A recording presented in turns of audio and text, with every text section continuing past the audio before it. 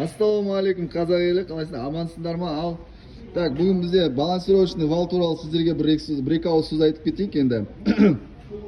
Міне мысалға мына балансировочный валға бір қарап жүріңдерші. Міне мына тістері кетіп қалған. Сіздер деген бұл балансировал деген таралдаған кезде, құрсыншы жүре тұрайыншы, бір шамалы шыдасыншы, былай анау-мынау шамалы бір ай, 2 ай дейсіңдер ғой. Бірақ ол дейтін оған қарамайды негізі. Тырылдап бастайды да, мына жері міне алады да шашылады да кетеді бір күннің бір күнінде ше. Айтып келмейді вообще. Міне қараңыздар, мынау полный шашылып кеткен түрі мына балансировочный валдың ше. Так, мынау екінші балансировочный вал мысалға тырылдап жүрген кезде, уже жайменде байқалып жүрген кезде, уже мысалға дейтін, мына балансировочный валда мына тістерін салуға келмейді уже.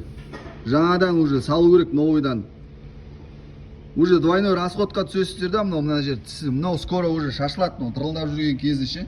Міне идеальный балансировочный вал міне осындай болу керек. Міне мысалы мына жер дым люфт жоқ, мына екі ортада люфт болады.